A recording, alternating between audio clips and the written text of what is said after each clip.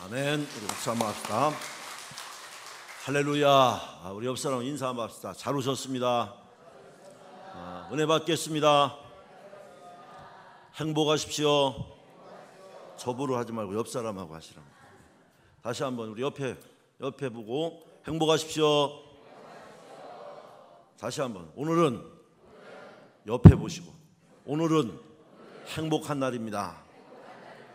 다시 한번. 오늘은 축복의 날입니다. 아멘.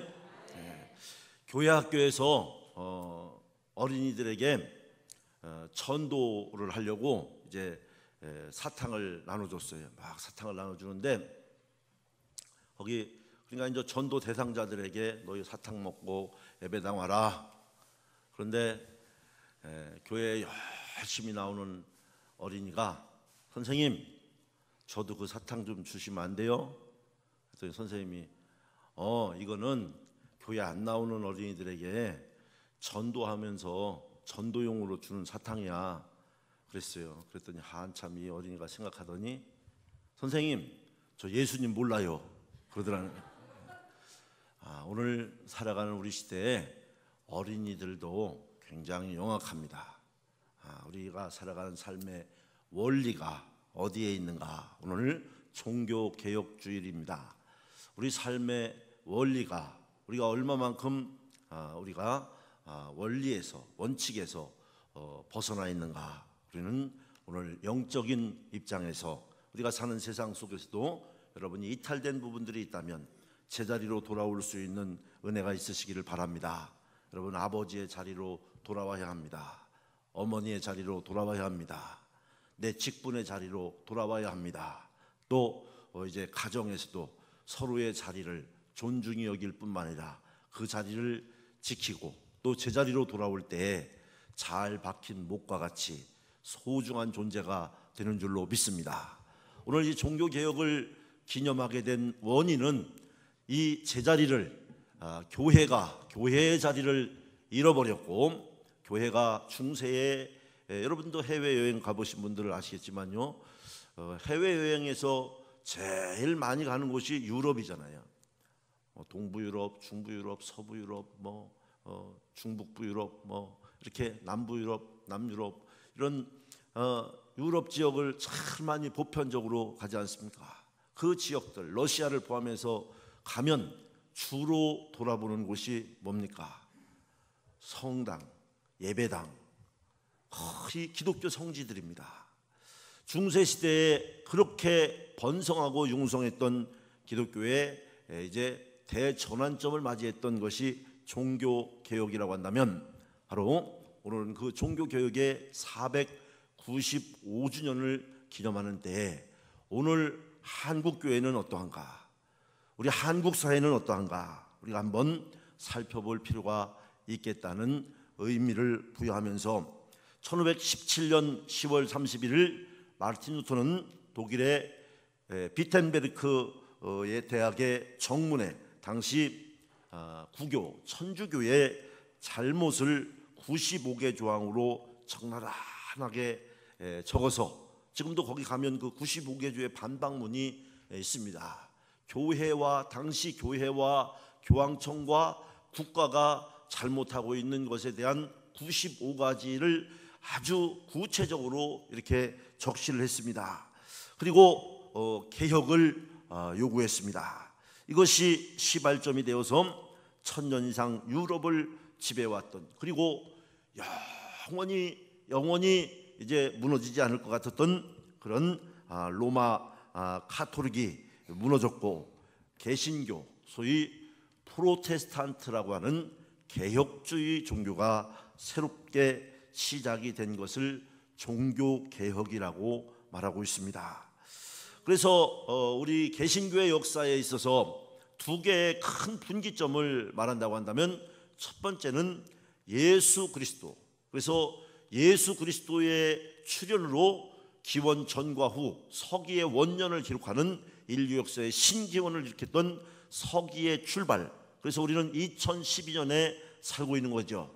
바로 이것이 인류 역사의 중요한 분기점이었다면 유럽을 중심으로 해서 종교의 기독교의 새로운 이제 환골탈태를 통한 변화를 도모했던 역사적인 사건 또는 아주 시대적인 이런 사건이 1517년 10월 31일 이제 독일의 마르틴 루터에 의해서 비텐베르크 대학의 정문에 붙였던 95개조의 개혁 반박문이라고 말할 수가 있겠습니다. 오늘날도 많은 사람들이 개혁을 말하지요.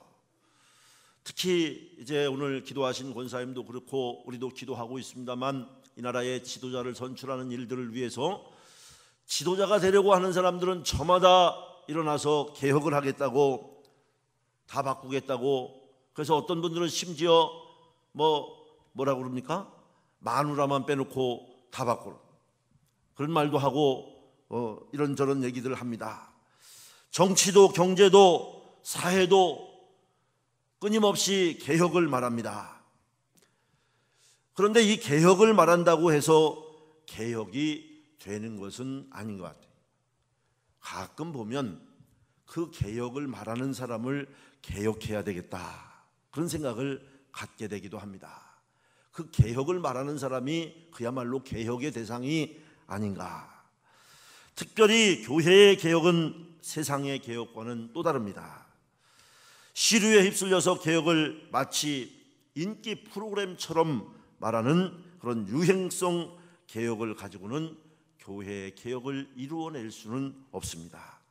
이런 점에서 우리는 루터의 종교 개혁을 통해서 1000년 이상의 역사를 가진 천주교의 고질적인 병폐를 고치고 새로운 운동을 시작했던 그 원리를 오늘 종교개혁주의를 맞이해서나마 한번 살피는 것은 영적 의미가 있다고 믿습니다.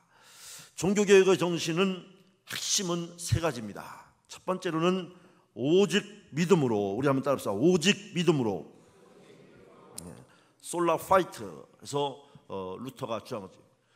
오직 구원은 오직 믿음으로만 되는 것이지 거기에 뭐 붙어있는 액세서리나 군더더기들 다 떼내야 된다. 구원은 오직 믿음으로 온 인류에게 예수 그리스도에 대한 믿음으로만 구원이 이루어진다고 선포한 것이죠. 두 번째로는 신앙의 근간은 어떤 전통이나 교리가 아니라 신앙의 핵심, 신앙의 원리는 오직 성경이다. 그래서 우리 한번 따라합시다. 오직 성경, 솔라 스크립츄라라고 해서 오직 성경, 오직 말씀.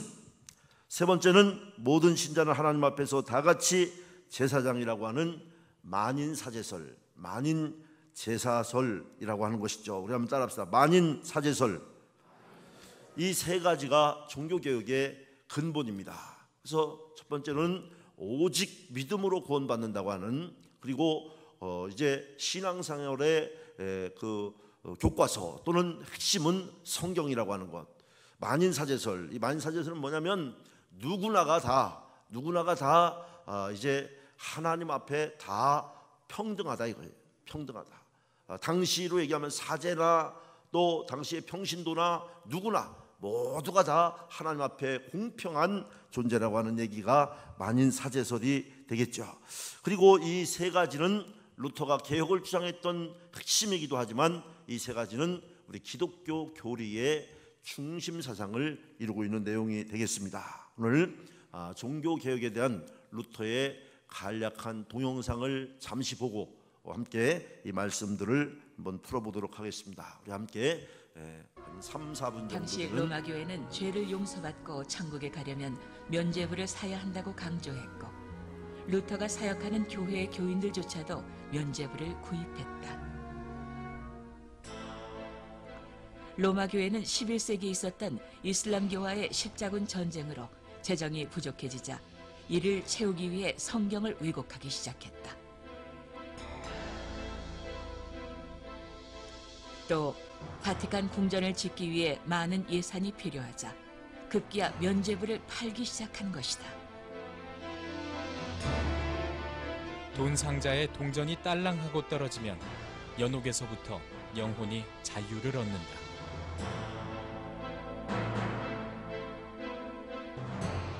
가톨릭 교회가 사용하던 그 돈 상자는 지금까지 그대로 보존되어 있어 당시 교회가 얼마나 타락했는지를 적나라하게 보여주고 있다.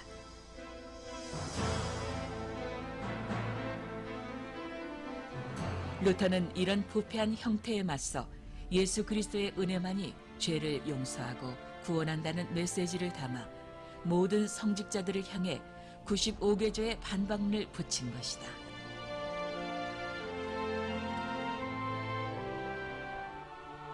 (95개조) 반박문 때문에 마침내 루터는 로마 교황청으로부터 파문장을 받고 말았다. 파문장을 불태우고 곳곳에서 신학 논쟁을 벌였던 루터. 파장이 커지자 선제후들과 황제 카를 5세는 제국 회의를 소집해 루터를 소환했다. 성난 성직자들에게 둘러싸여 있는 루터. 그는 이곳에서 자신의 믿음을 지켰다. 루터는 진리를 위해 목숨을 걸고 무거운 한 걸음 한 걸음을 옮긴다.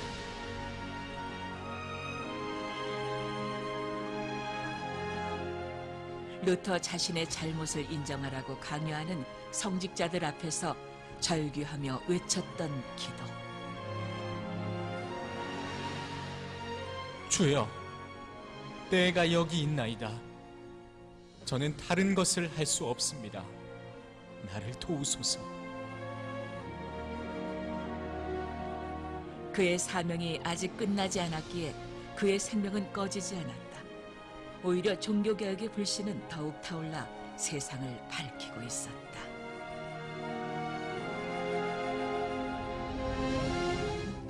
진리를 향해 열정이 넘치던 마틴 루터. 루터는 이 좁은 방에서 공생애의 길을 걸으셨던 예수님과 동행하며 신약 성경의 한자 한자를 묵상하지 않았을까. 루터가 고난 가운데 있었기에 예수님의 진리가 더욱 아름다운 독일어로 번역될 수 있었을 것이다.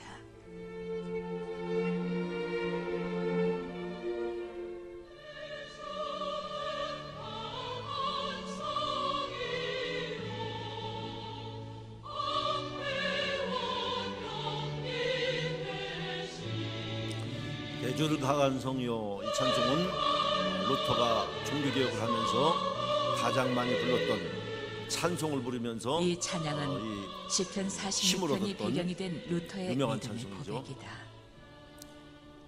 1529년 또다시 종교 재판을 받아야 했던 루터.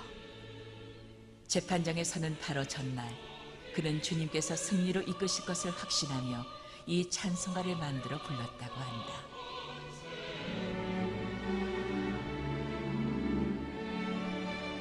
거대한 종교의 권위보다 진정한 성경의 권위를 주장했던 루터. 예수님의 십자가만이 구원의 길이라는 것, 오직 성경으로, 오직 믿음으로. 루터는 원래 법대생이었습니다. 당시 우리나라에도 현재도 그래도 의학이나 법학을 해서 검판사가 되거나 의사가 되는 것이 출세와 신분 상승의 지름길로 그렇게 통하고 있죠. 당시 독일에서는 그것은 아주 중요한 출세의 코스였습니다. 이 법률을 공부해서 권력자의 자리에 오르는 것 또는 그의 측근으로서의 역할을 하는 것이 중요한 위치가 보장되는 것이었습니다. 루터의 아버지는 광부였는데 아들의 출세를 간절히 소원했습니다. 당시 독일에서는 광부는 평범한 이제 직장이라고 당시 광업이 성행하고 있었고, 우리가 기억할 수 있는 것은 우리 한국의 이제 간호사와 광부들이 우리 한국이 어려울 때 인력 수출, 인력을 담보로 독일에 인력을 담보로 해서 차관을 들여와서 우리 한국의 산업화를 일으켰던 60, 70년대를 우리가 한번 생각해 볼 수 있는 부분이 되겠습니다. 그래서 법률을 공부해서 이제 권력의 자리에 오르도록 루터의 아버지는 아들의 출세를 간절히 소원했는데 루터는 그래서 아버지의 뜻대로 법률을 열심히 공부하고 있었습니다. 그러던 어느 여름날 루터는 시골길을 걷고 있었는데 갑자기 하늘이 시커멓게 이제 되고 날이 어두워지더니 하늘에서 천둥, 번개, 벼락이 막 때리기 시작하는데 길가에 나무가 막 쓰러지고 다시 천둥 치고 번개가 내리고 루터는 겁이 번쩍 났습니다. 그 번개가 자신에게 떨어진다면 난 지금 이거 잘못하면 죽겠는데 만일 지금 죽으면 천국에 못 갈 것 같다는 생각이 번뜩 이렇게 들었다는 것입니다. 그러나 루터는 지금까지 출세만을 생각했지 영원한 내세를 준비하지 못했던 그 순간에 깊이 생각하게 되었고, 내가 지금 죽으면 지옥 갈 수밖에 없겠구나. 그리고 그 폭우와 천둥 번개 치는 데서 무릎을 꿇고 기도를 했습니다. 하나님 살려주십시오. 나 살려주면 내가 성직자가 되겠습니다. 이렇게 기도했다는 것입니다. 중세 사회에서요, 영생에 이르는 길은 수도사가 돼서 수도사가 되기 위해서 수도원으로 들어가는 것입니다. 그 천주교는 죄를 짓지 않아야 천국에 들어갈 수 있다고 가르쳤습니다. 이 교리가 참 무서운 교리 중에 하나입니다. 죄를 짓지 않아야 천국에 들어갈 수 있다. 그런데 여러분, 이 세상에 살면서 어떻게 죄를 하나도 안 지을 수가 있어요? 약간 결벽 증세가 있는 분들은 이렇게 손을 닦고, 화장실이라든지 손을 깨끗이 비누로 이렇게 닦고, 그리고서 이렇게 수건으로 물기를 닦고 난 다음에 또 닦죠. 수건에서 때가 묻은 것 같아서. 아무리 깨끗이 닦아도 완전해질 수는 없다는 거죠.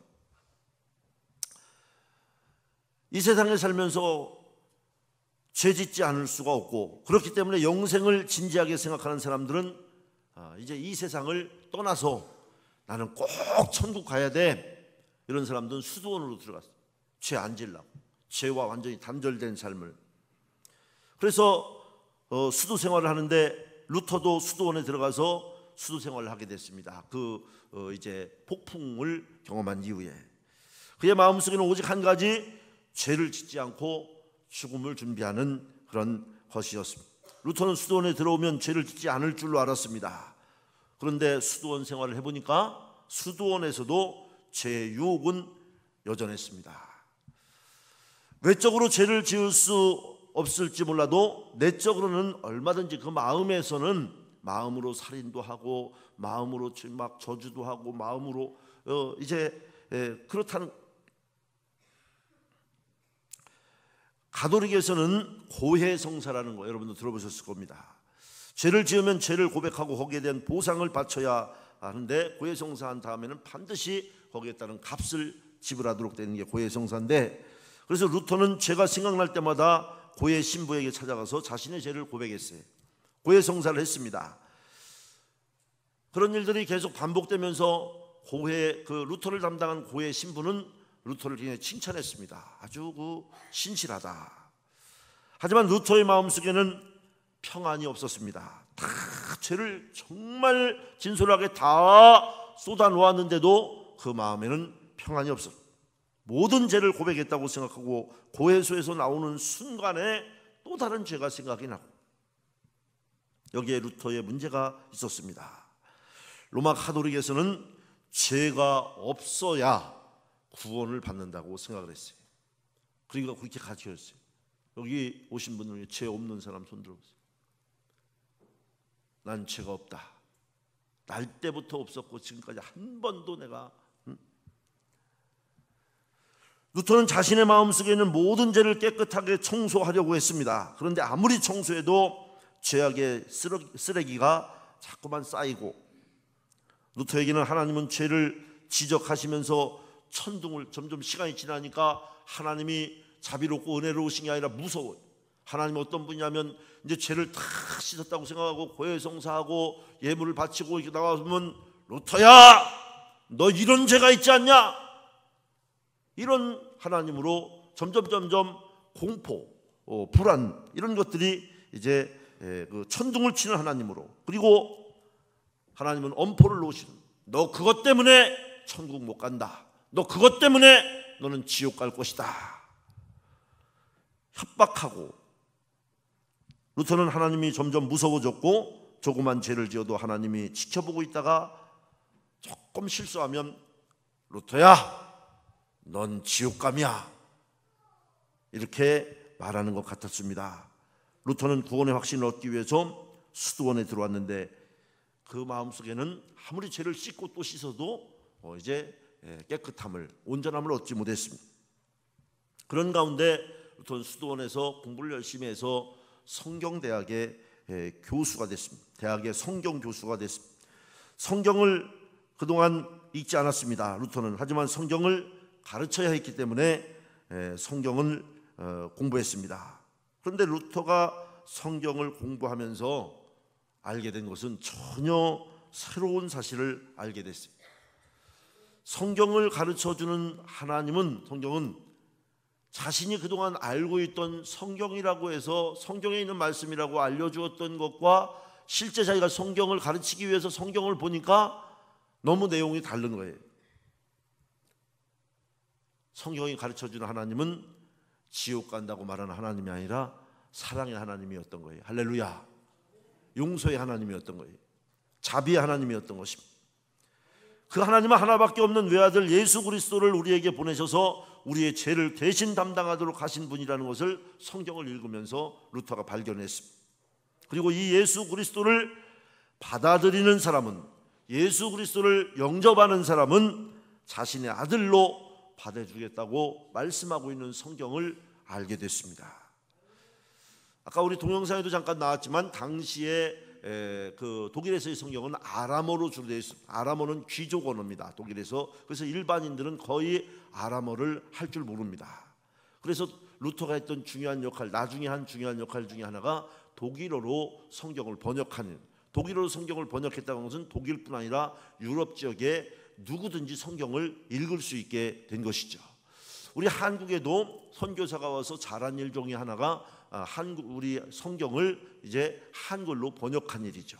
만약 한글로 성경 번역하는 일을 안 했다면 우리는 무슨 소리를 했는지, 무슨 말을 해도 믿든지 아니면 알 수 없었을지도 모르죠. 그래서 루터가 했던 중요한 공헌 중에 하나입니다. 루터는 구원에 대한 중요한 인식의 전환을 갖게 됐습니다. 전에는 죄가 없어야 구원을 받는다고 생각하고 해봐도, 아무리 해봐도 죄가 없어지질 않아요. 그래서 죄가 어느 구석에 숨어 있는가 죄를 열심히 찾았는데, 죄를 찾으면 찾을수록, 죄를 회개하면 회개할수록 그는 더 죄에 매이고 죄의 구속함을 받게 됐습니다. 그런데 이제는 이제 성경을 통해서 구원은 하나님이 우리를 사랑하신다고 하는 사실을 받아들이는 데서 시작한다는 것을 알게 되었고, 죄를 생각하는 대신에 하나님의 사랑을 생각하게 되었습니다. 여러분도 한번 찾아보세요. 내 마음속에 있는 죄를 찾아보십시오. 집에 가서도 한번 혹시 그래도 오늘 예배당 오려고 죄를 어디 냉장고나 아니면 금고에 넣어놓고 오신 분들 있으신지도 모르겠습니다만, 죄를 찾아서 끝을 볼 수가 없다는 걸. 하나님의 사랑을 생각하면 자신의 죄는 아무것도 아니고, 아무리 죄가 커도 하나님의 사랑보다 더 클 수가 없어서, 죄가 아무리 크다고 할지라도 하나님은 예수 그리스도의 십자가에서 그걸 다 해결해 줬다고 하는 것을 루터의 마음속에 믿어지니까 그때에 평화가 왔습니다. 죄가 없어서 구원받는 것이 아니라 하나님의 사랑 때문에 구원받는 것. 우리 주님은 주홍빛보다 붉은 내 죄를 깨끗하게 씻어주시는 분인 줄로 믿습니다. 여러분, 아무리 죄가 없다고 생각해도 죄를 찾아보세요. 지금 여러분 속에도 얼마나 많은 곳에 얼마나 많은 죄악들이 도사리고 있습니다.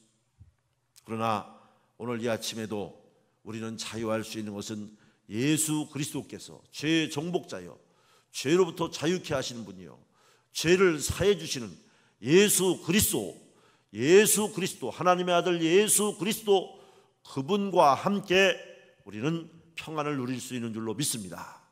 그분이 우리의 죄를 사해 대속해 주셨기 때문에.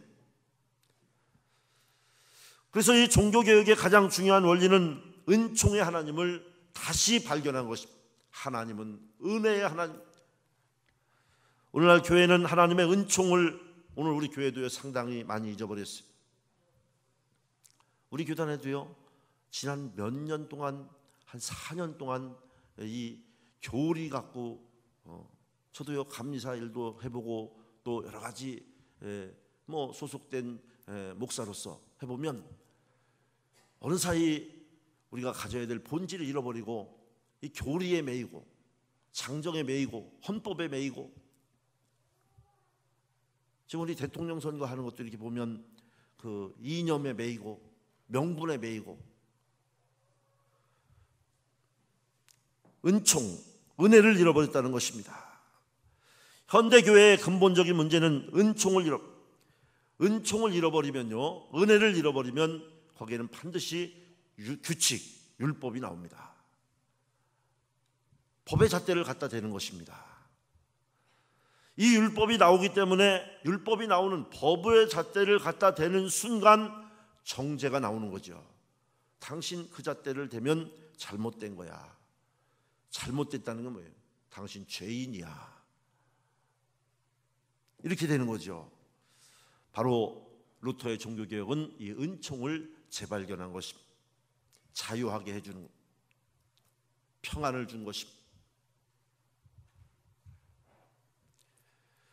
우리가 십자가의 은총을 잃어버리게 될 때 교회는 또한 역시 차갑고 냉랭한 단체가 됩니다. 오늘 이 아침 나를 구원하신 십자가의 은혜를 생각하는 이 아침이 되시길 바랍니다. 천적인 은혜로 우리가 구원을 받았지 않습니까? 언제 우리가 지은 죄의 항목들을 다 따져가면서 율법으로 구원을 받았습니까? 우리는 다 하나님의 은혜로 예수 그리스도 나 위하여 십자가를 넘어서 부활 생명으로 승리하신 예수 그리스도의 은혜로 구원받은 자인 줄로 믿습니다. 그리고 사랑하는 성도 여러분, 저 세상에 있는 그리스도를 알지 못하는 수많은 영혼들도 그들의 죄가 주홍빛보다 더 붉을지라도, 정말 세상 사람들이 지탄하고 저 사람은 구원받을 수 없다고 하는 그 영혼도 우리 주님의 은혜만 임하면 봄눈 녹듯이 그의 죄가 녹아지고 예수 그리스도를 영접하면 그의 보혈의 공로로 죄사함을 받고 은혜 안에 거할 수 있는 줄로 믿습니다. 이 은혜를 루터가 깨닫게 된 것입니다. 많은 사람들이 정의를 외치고 오늘날 개혁을 말합니다. 루터의 개혁은 정의를 외치는 데서 출발한 것이 아닙니다. 그의 개혁은 하나님의 놀라운 은총을 재발견하는 데서 시작되었습니다. 정의만 외치는 개혁은 상대방을 정죄하고 결국에는 한을 품게 하죠. 그렇지만 은총과 사랑에 감격한 개혁은 나를 변화시키고 서로 용납해주고 용서해 줍니다. 오늘날 진정으로 필요한 개혁은 이런 은총의 재발견에 기초한 개혁이라고 말할 수가 있겠습니다. 두 번째로, 그러니까 첫 번째 은혜, 사랑을 깨달은 거고요. 두 번째로 우리 한번 따라합시다. 오직 성경으로. 성경을 읽으면서 루터가 새로운 사실을 깨닫게 되었습니다. 성경 속에 진리가 있었습니다. 오직 성경으로. 교회법이라고 하는 것은 교권주의자들이 만들어 놓은 규칙입니다. 루터에게는 이것보다 더 높은 법이 있는데 그것은 뭐냐면 성경보다 위에 있는 것이 있을 수가 없다는 것입니다. 가톨릭은 교회법에 근거해서 루터를 정죄했지만 루터는 성경에 근거해서 자기를 변호하고, 여기서 오직 성경 이외에 그 어떤 것도 나를 정죄할 수 없다고 하는 이제 루터의 원리가 나오게 되는 것입니다. 오늘 동영상에도 잠시 나왔습니다만, 그래서 루터는 이제 그의 종교 개혁에 대해서 당시에 로마 교황청이 교회법의 잣대를 갖다 댈 때에 이제 그의 고백을 우리가 분명히 했던 것을 알 수가 있습니다. 나는 아무것도 취소할 수 없고 또 취소하지도 않을 것입니다. 나는 여기에 확고하게 서 있습니다. 여기가 뭡니까? 말씀 위에. 오늘 우리도 이 말씀에 확고하게 서는 믿음이 되어야 할 줄로 믿습니다. 여러분, 말씀에 분명히 서면 요동하지 않습니다. 세상의 요동쳐도 흔들리지 않습니다. 말씀에 분명히 서면, 그래서 여러분 열심히 말씀을 읽고 쓰고 또 말씀을 듣고 배우는 일에 열심을 내시기 바랍니다. 루터는 고백했습니다. 보름스 국회, 거기는 거의 이제 마지막 심판대와 같은 것입니다. 나는 어찌 달리할 수 없습니다. 하나님이여 나를 도와 주옵소서. 루터는 하나님의 말씀에 위배되지 않는 이상 자신의 입장을 바꿀 수가 없다고 말했습니다. 말씀 위에 서겠다고 하는 것입니다. 성경적 기독교, 우리 한국교회도요 상당 부분 성경적 기독교에서 좀 멀리 이제 자꾸 멀리 가는 경향을 갖고 있습니다. 새로운 개혁이 필요해지는 때입니다. 기독교인들이 기독교의 제도, 교리, 헌법에 매여서 스스로 갇히고, 그래서 말씀보다 이런 것들이 더 중요한 위치를 차지하게 되는 우울을 범하고 있습니다. 혹시 우리에게도 그런 액세서리들이, 영적 액세서리들이 많이 있다면 우리는 이 개혁주의를 지나면서 이런 것들을 털어내는, 잘라내는, 회개하는 그런 은혜가 있으시기를 바랍니다.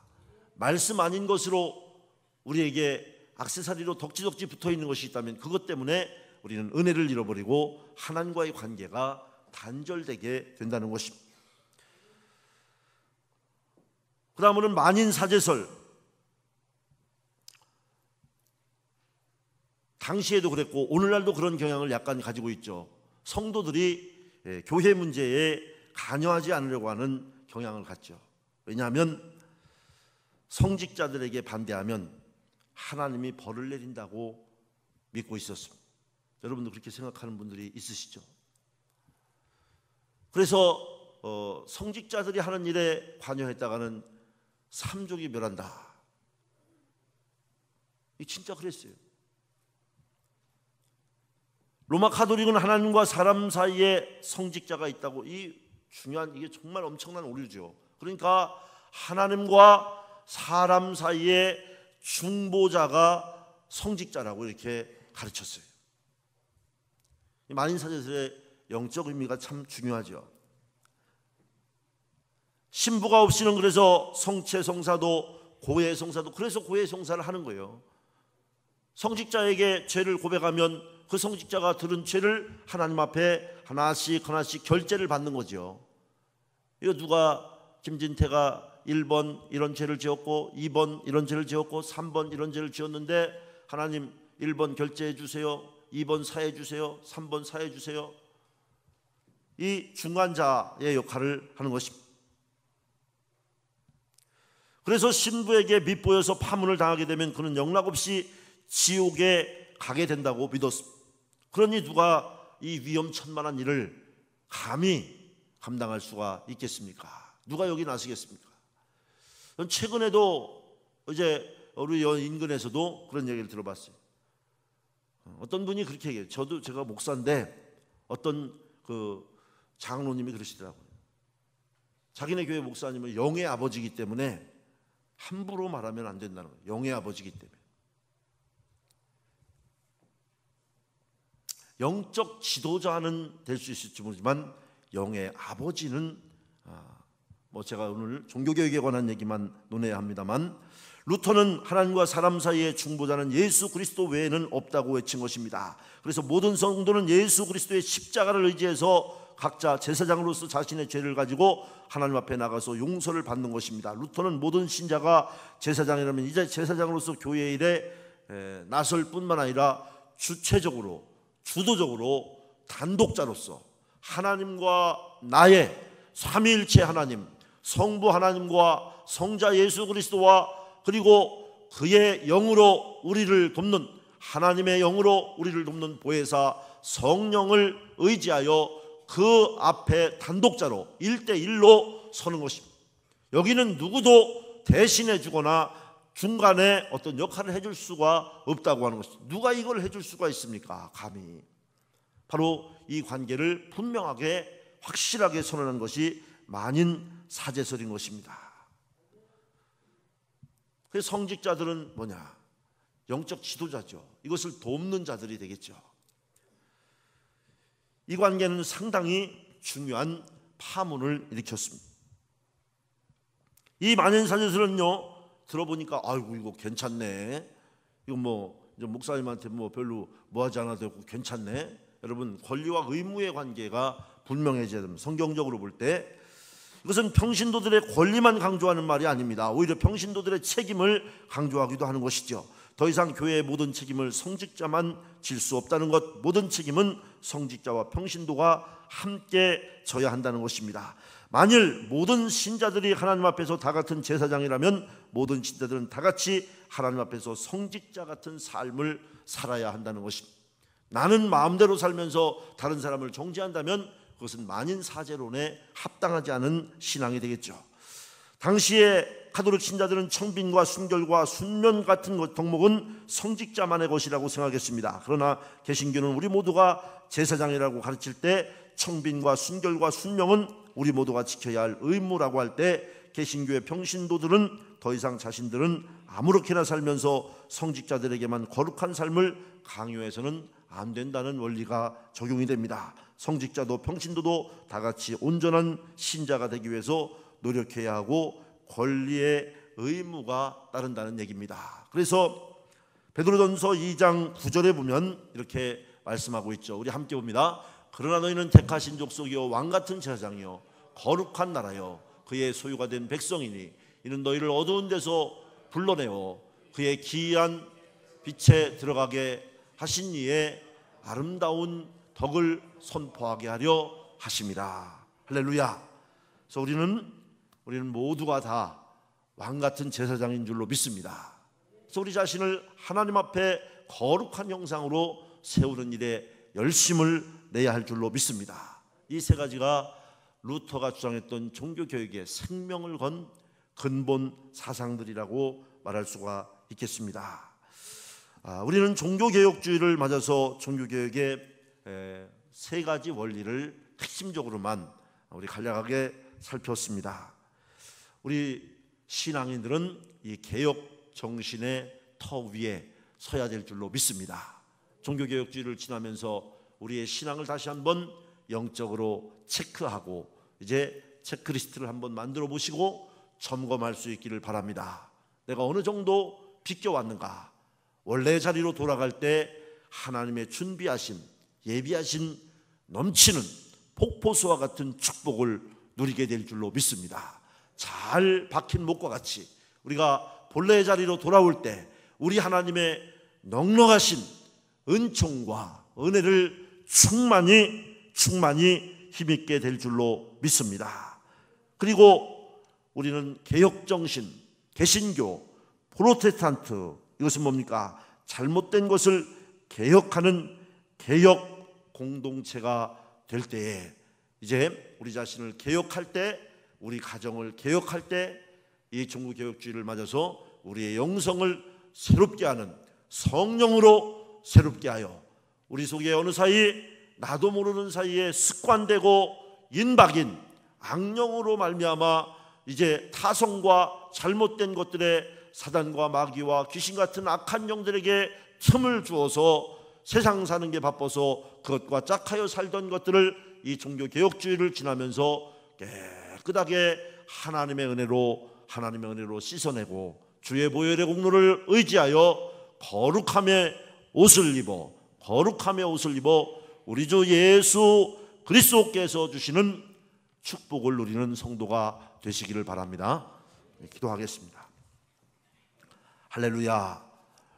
루터는 1517년 자기의 생명을 건 개혁을 통하여서 오직 하나님의 전적인 은혜, 은총만이 우리 영혼을 구원할 수 있다고 하는 아버지 말씀의 선포, 그리고 성경 말씀만이 참된 진리라고 하는 선언, 그리고 우리 모두는 누구든지 그 신분의 지위 고하를 막론하고 하나님 앞에 이제 기도할 때 우리 하나님과 1대1의 관계를 맺을 수 있고 우리의 죄와 허물을 하나님은 우리가 기도할 때 사해 주시고 자녀 삼아 주신다고 하는 아버지, 이 모든 선포를 통해서 개혁을 이루었던 아버지, 그 개혁 정신을 오늘 내 영혼에도 충만하게 부어 주시옵소서.